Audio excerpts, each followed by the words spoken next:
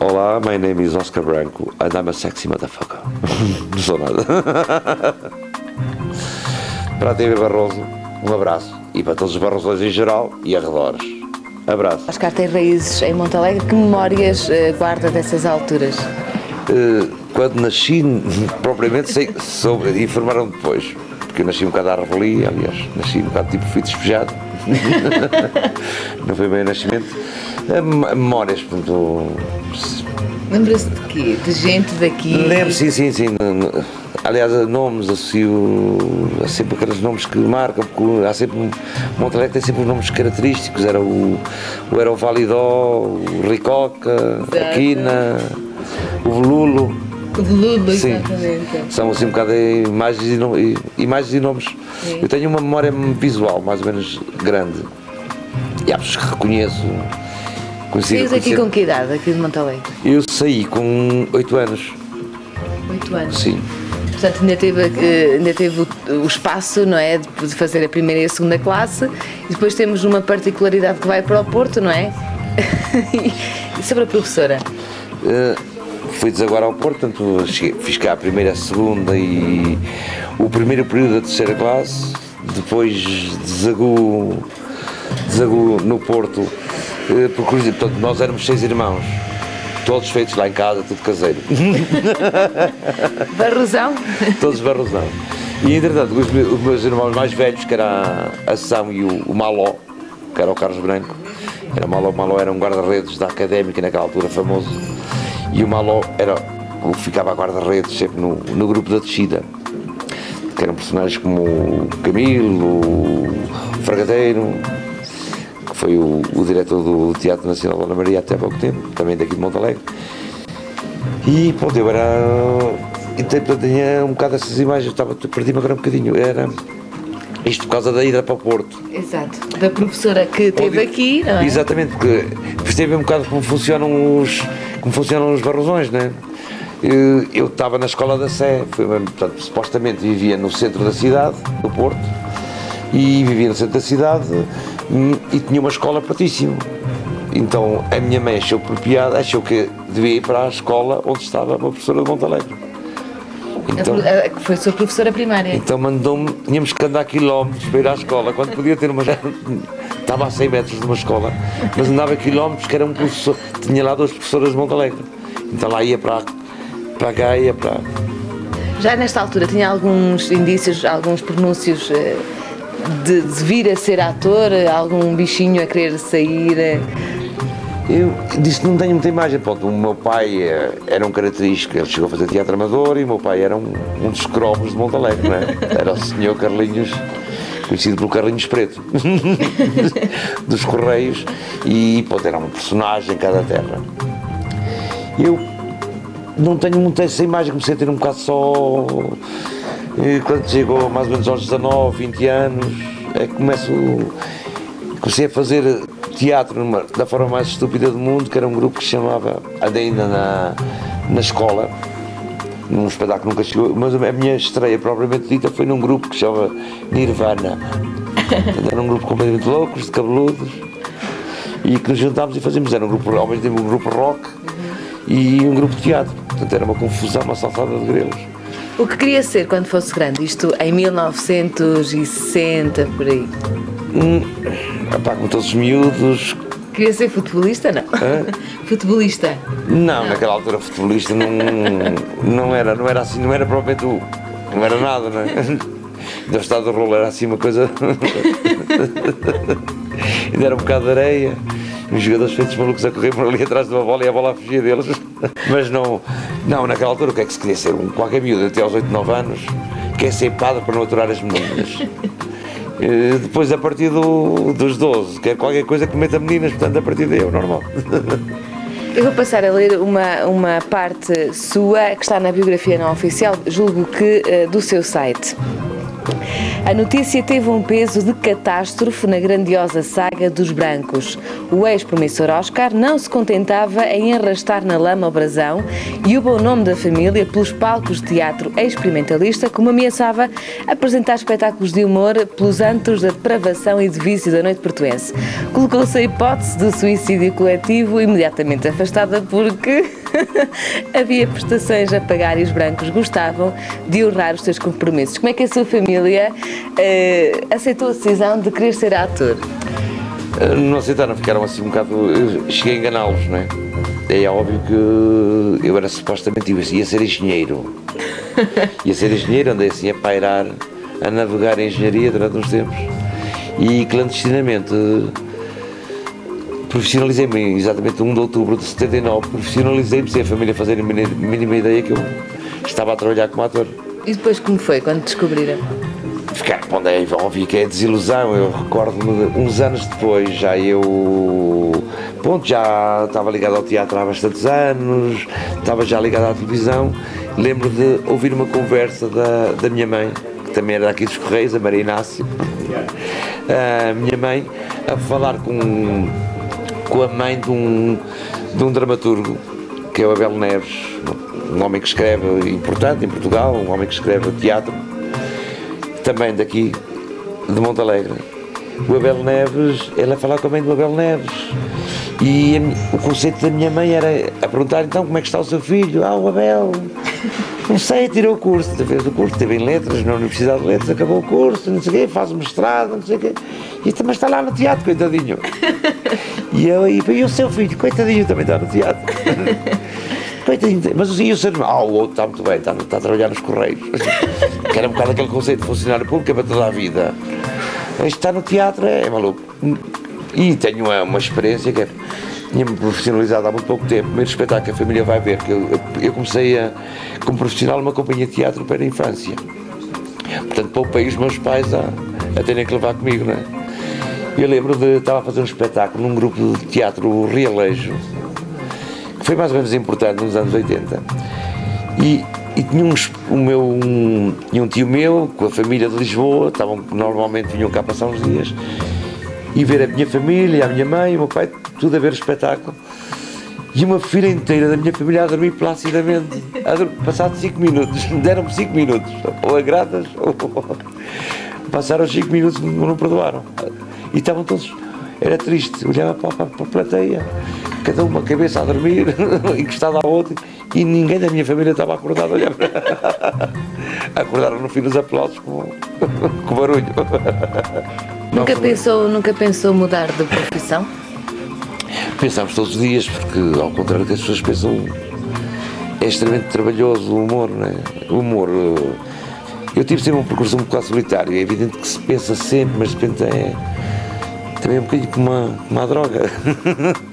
Fica uma pessoa acaba a ficar um bocado agarrada e conheço muitas pessoas que tentaram mudar, mas passados uns anos regressam sempre. Já aconteceu algum espetáculo de stand-up comedy que as coisas não tenham corrido assim pelos ajustes e depois um improviso?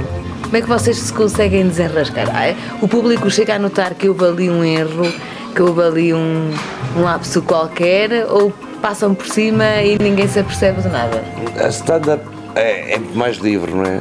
O espaço é meu, o texto é meu, escolho e posso criar o puzzle que quiser, posso trocar, posso falar, portanto, pode haver confusões, digamos que há pouco tempo, até uma conversa com o Hermano José, eu estava-lhe a contar que do espetáculo que fiz, em que o senhor que contratou para o espetáculo veio comigo e disse: olha que eu não estou muito insatisfeito com o espetáculo. Os clientes não perceberam nada. Ele tinha-me contratado, que era um espetáculo e estava ligado realmente a uma empresa. Só que estava muita gente, que era a empresa mãe veio. E o senhor esqueceu-se de dizer que os senhores que eram italianos. Portanto, é óbvio que não perceberam nada de italiano. O meu italiano é grande coisa. Nem sabia que tinha italianos ali. O Herman contou-me de um espetáculo, quando entra, olha para a plateia e vê dezenas e dezenas e dezenas de japoneses olhar para ele. Pior ainda. E é sempre um bocado complicado, mas há momentos que é um bocado angustiante, tipo. Tem uma vez que. Já alguma vez teve uma branca? Sim, óbvio, que é a coisa pior que pode acontecer a um ator, uma branca, ter uma branca. Normalmente rodeamos, há pessoas que entram em pânico, não é? É porque há um medo muito grande, não é? Mas sempre há coisas, como por exemplo, tive esse espetáculo, estavam 100 e tal mil pessoas em pleno terreiro do Paço, uma noite de fim de ano. Exatamente quando vou entrar, os microfones emissores que são vendidos, pelo menos têm uma frequência própria, mas naquela altura era, há uns anos, eu comprei uns microfones de uma marca que havia muito poucos, então digamos que para Portugal vendem-se uma gama de frequências e não se vendem, e a mesma gama de frequências poderá ser vendida noutro país completamente diferente. E não é que o Júlio Pereira, o senhor do cavaquinho, tinha ido fazer um espetáculo, não sei se foi em Macau ou uma coisa do género, e aproveitou para comprar lá os microfones que eram mais baratos e comprou um microfone exatamente com a minha frequência. Então para 100 e tal mil pessoas anunciam-me e vou tentar falar, e só ouviu o cavaquinho porque ele estava a ensaiar e a entrar a seguir e estava a aquecer o cavaquinho, só ouvia o cavaquinho. E ficaram 100 e tal mil pessoas a olhar para mim assim um bocado naquela base, é pá, aquele gajo imita muito bem o cavaquinho. E eu fui desesperado, e agora o que é que eu faço? De repente ele estava a aquecer, não estava a tocar nada em concreto. E o público disse, mas o gajo imita um cavaquinho, mas não diz coisa com coisa. E é um bocado assustador. Qual foi a personagem que gostou mais de encarnar? Que lhe deu mais gozo de fazer? Personagens que são engraçados. Isto temos sketches, mais sketches de humor. Por acaso são característicos do Porto, que é o Toninho, o Chico Fininho. O Chico Fininho, que era um personagem que foi popularizado pelo Carlos T e pelo Rei Veloso. E o personagem do Porto, que era um personagem que ainda apanhei na minha infância, que era o Carlinhos da Sé, que era um senhor que vendia pentes e pensos, e que, o fascínio dele era homossexual assumido, mas só que era muito extravagante. Só que nos anos 60 no Porto, ser extravagante, andar de um cavental, era um personagem muito engraçado também ao mesmo tempo. E foram personagens que eu fui-me afeiçoando. Ultimamente foi a Manuela Ferreira Leite, a doutora Manuela Ferreira Leite, que na minha versão chamava-se doutora Manuela Fermentou Leite. E acabei por criar também uma certa simpatia. Mas como é que é o processo, aliás, primeiramente, como é que é o processo para interiorizar a personagem?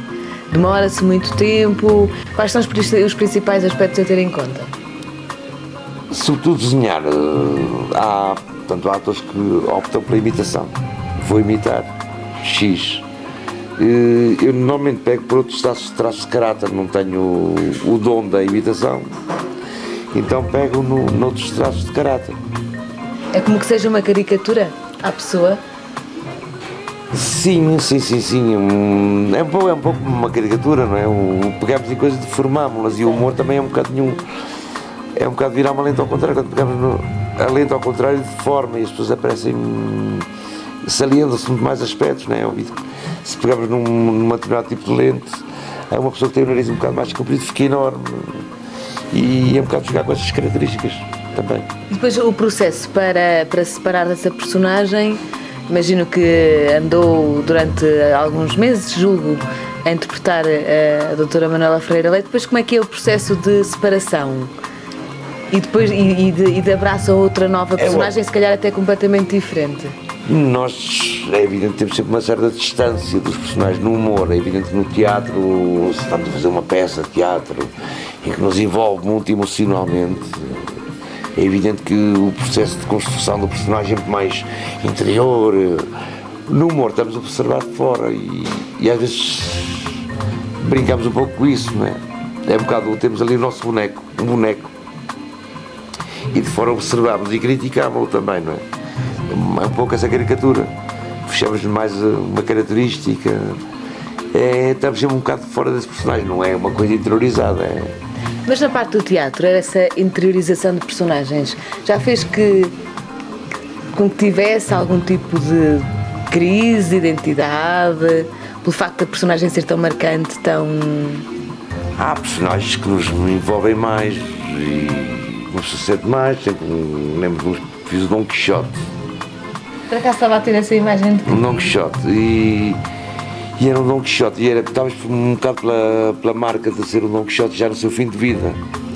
Era uma única versão portuguesa, penso eu, de Dom Quixote, feita por um autor chamado Carlos Selvagem, e que pegou num Dom Quixote que, já velho, resolve sair mais uma vez para a última aventura. E a última aventura é ir a Jerusalém, libertar Jerusalém, o Santo Sepulcro, e perde-se e vem uma ilha que supostamente será Portugal, que é a ilha de Tristiânia.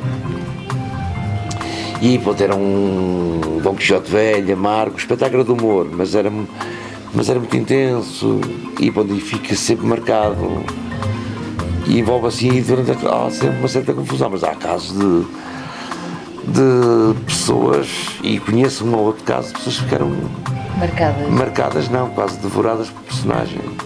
Pessoas que lembro de um ator que faleceu há muito tempo no Porto e ficou marcado como um personagem. De repente ele teve uma carreira muito grande no Teatro Experimental do Porto e houve um personagem que o marcou de tal forma que ele, a partir daí, geriu-se muito por personagem, passou a ser mais a personagem, a sério, desapareceu quase a pessoa, e no dia a dia passou a ser quase a personagem. Quando a pessoa se envolve muito mais é um bocado perigoso. Eu não sei se as pessoas sabem, mas um ator, quando está em palco, porque existe sempre o medo. Nós temos medo, é evidente, temos medo do público, temos pessoas a olhar para nós que estão com expectativa, e é evidente, estamos sempre, um ator está sempre à beira de um ataque cardíaco. É terrível. É o medo, estão ali pessoas, portanto, quando se é demasiado confiante, quando se anda muito confiante, normalmente chamam os canastrões. É o ator que é um ato de desprezo, e acho que o medo do público é também uma forma de respeito. Quando tenho medo, quero que funcione tudo pelo melhor. Quando entro, digo, está tudo conquistado, já está. Bom adorar. Vou para ali e vou fazer umas palermices. Não estou a respeitar o público, acho que faz parte do medo.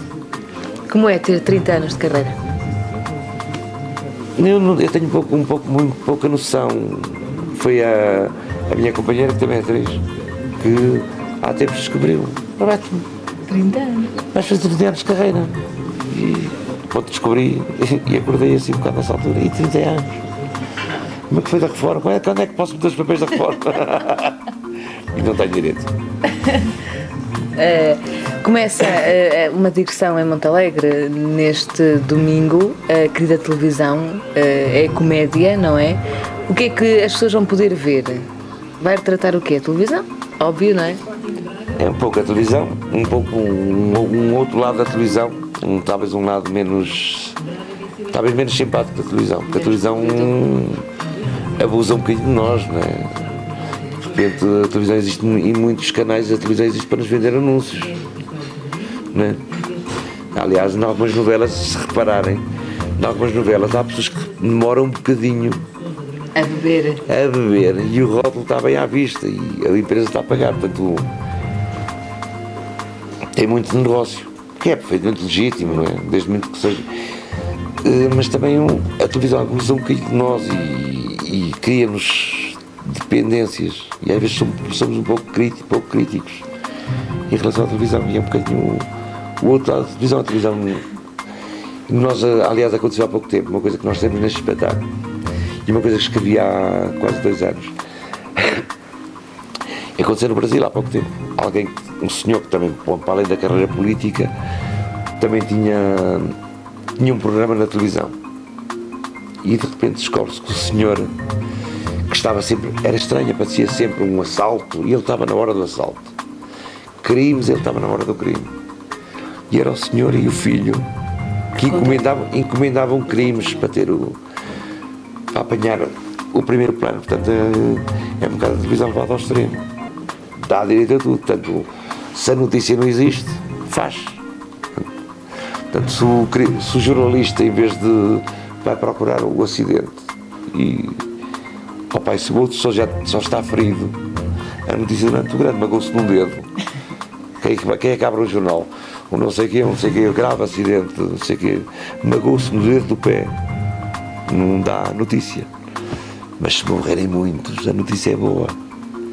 E os jornalistas são um bocado predadores nisso, né? É um bocado. Como é que está isto? É pá, houve um acidente muito grande. Boa! E é terrível as pessoas começarem a pensar assim. Boa para mim, mas se calhar para o acidentado não é grande coisa, não é?